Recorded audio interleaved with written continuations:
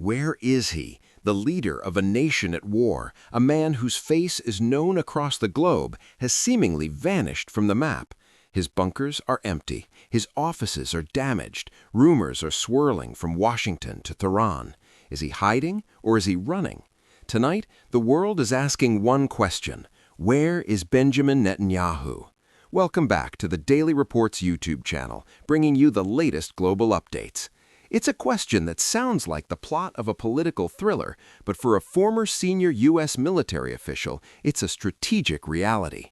In a candid interview that has sent shockwaves through diplomatic circles, retired Colonel Lawrence Wilkerson, who once served as Chief of Staff to Secretary of State Colin Powell, painted a startling picture of the Israeli Prime Minister's wartime routine.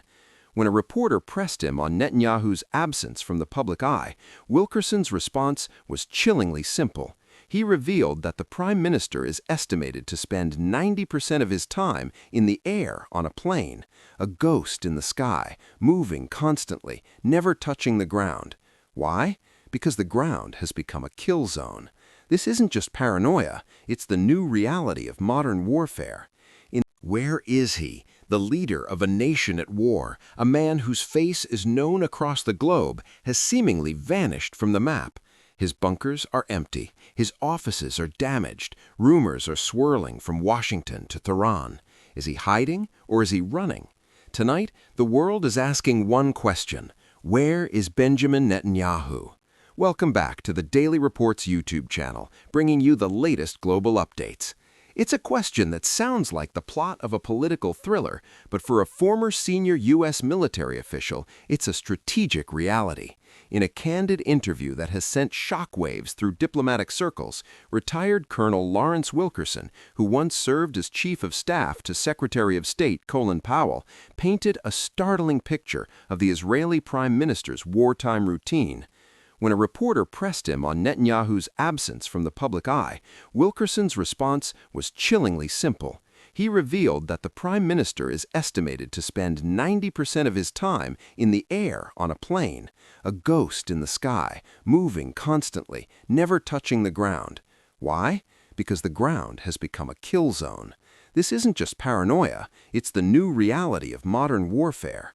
In the opening hours of the conflict with Iran, Netanyahu's own office complex was targeted. While Israeli air defenses, the famed Iron Dome and its sister systems, are designed to protect the people, they cannot guarantee the safety of a single stationary individual. So the leader becomes a moving target, a modern-day nomad, ruling from 35,000 feet, connected to the war room via secure satellite links, while the landscape below is torn apart. But why such extreme measures?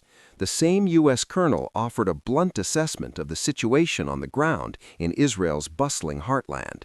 When asked about the damage in Tel Aviv, his answer was stark: very, very badly. It's relentless. Forget the sanitized images of precision strikes you might see in a video game.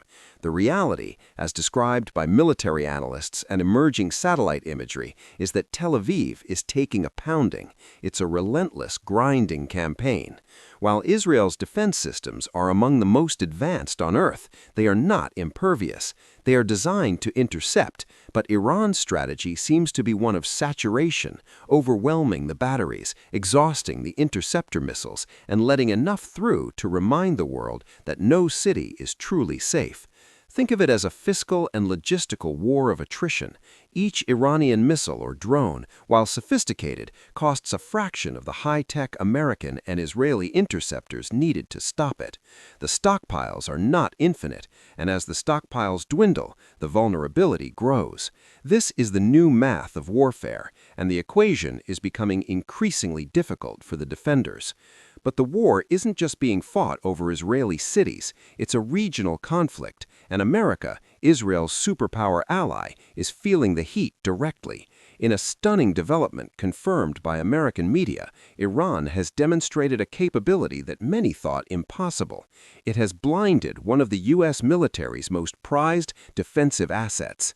At the Muwafaq Salti Air Base in Jordan, the U.S. had stationed its crown jewel of air defense, the THAAD system.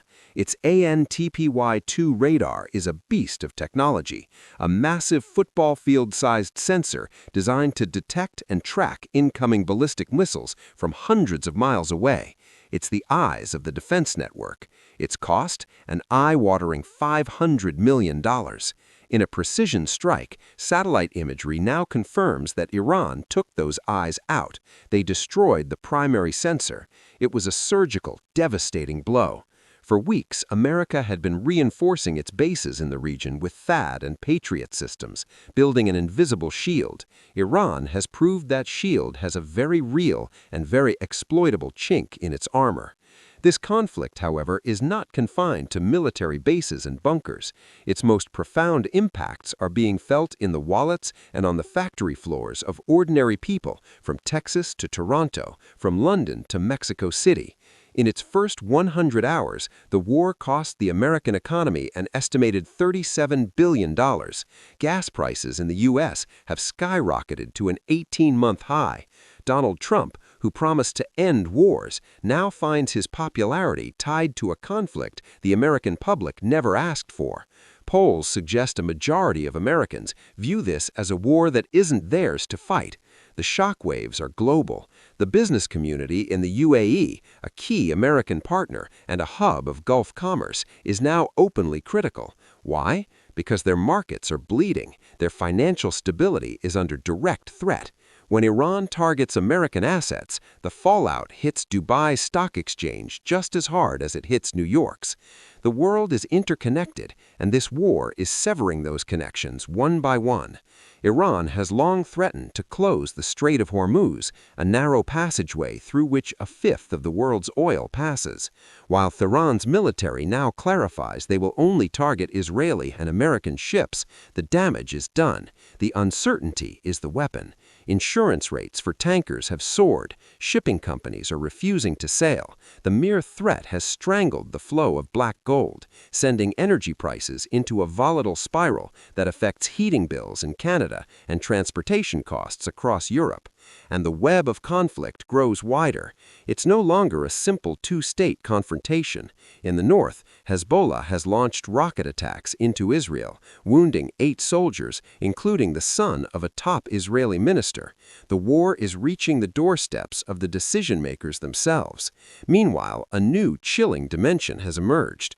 According to reports in the Washington Post, American officials claim that Russia is now providing intelligence to Iran, targeting data, satellite imagery, and strategic advice on how to hit American positions. In a move that has raised alarms in Western capitals, Vladimir Putin just held a phone call with the Iranian president.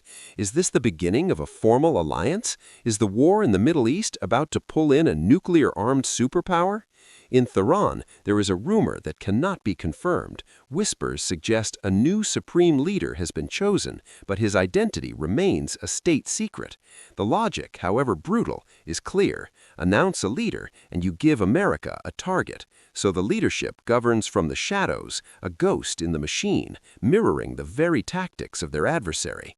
So, where does that leave us? We have a prime minister of a key U.S. ally living in the sky, his capital city under relentless siege. We have the United States, the world's sole superpower, seeing its billion-dollar defenses dismantled and its economy bruised. We have global energy markets in chaos, in the shadow of a wider war with Russia looming on the horizon.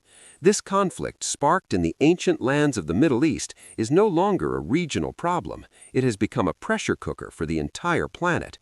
Iran, as one analyst put it, has brought the intensity and severity of this war to the doorstep of every country. For some, it is the kinetic reality of missiles and sirens. For the rest of us, it is the quiet, creeping economic pressure that raises the price of everything.